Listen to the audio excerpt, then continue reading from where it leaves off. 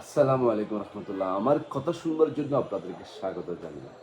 যারা মনে করছেন যে নমিনেশন পেয়ে গেছি, আমি নির্বাচিত হয়ে গেছি, এই ধারণা সম্পূর্ণ ভুল। আপনি নমিনেশন পেয়েছেন, কোন ক্যাটাগরিতে আপনি পেয়েছেন আগে নিজে নিজে ভাবুন, এবং আপনাকে বিজয়ের জন্য জান মাল সময় সর্বোচ্চ ব্যবহার করতে হবে এবং জনগণের দোরগোড়ায় প্রতি মুহূর্ত প্রতিনিয়ত আপনার বার্তা পৌঁছতে হবে এবং আপনার দলের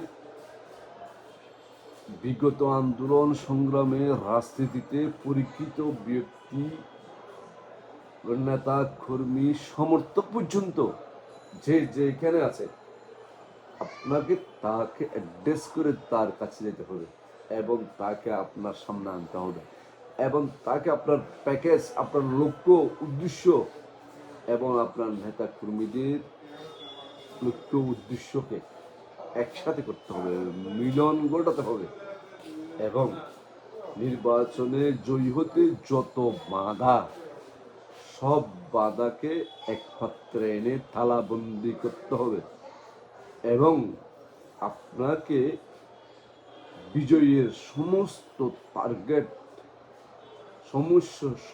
সকল সমস্যাকে আপনি মোকাবিলা করতে হবে আপনাকে নিজ দায়িত্বে, এবং কিভাবে কার ঘাড়ের উপর আপনি কি দিয়ে দিবেন সেটা আপনার বিষয়, কিন্তু মিশনের নেতৃত্বে কিন্তু আপনাকে দিতে হবে।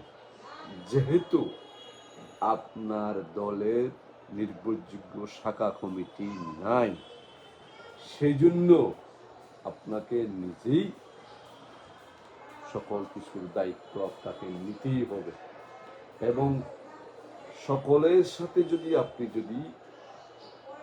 বিজয়ের এই বাক্য, বিজয়ী হতেই হবে এই বাক্যের, এই প্ল্যানের সাথে, এই শব্দ সৈন্যের সাথে আপনাকে তৃণমূলের সকল নেতা কর্মীদেরকে এক ফ্রেমে বন্দি করে এবং জনগণের দোরগোড়ায় আপনাকে, আপনার নেতৃত্বকে, আপনার প্রতীককে, আপনার দলকে সর্বোপরি দেশের জনগণের সাথে একাকার হয়ে যেতে হবে।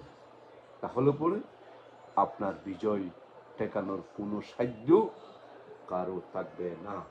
ধন্যবাদ সবাইকে। কাউকে উদ্দেশ্য করে বলি নাই, সকলের উদ্দেশ্য করে বলছি। কোনো একটি আসনকে আমি টার্গেট করি না, আমি 300 আসনকে টার্গেট করি এই কথাগুলো কিন্তু বলছি। আপনার আমার কথার সাথে যদি আপনারটা মিলে যায়, আপনি ট্রিটমেন্ট থেকে সবক নিতে পারেন, না নিলেও না নিতে পারেন, এটা আপনার বিষয়, কিন্তু বিষয়টা কিন্তু আপনারও একেবারে উপকার হবে না এমন কথা নয়, কিন্তু মিলিয়ে নিবেন। কথাগুলো মিলাতে পারলেই আপনি বিজয়ের মালা পড়বেন ইনশা আল্লাহ। ধন্যবাদ সবাইকে। আসসালামু আলাইকুম।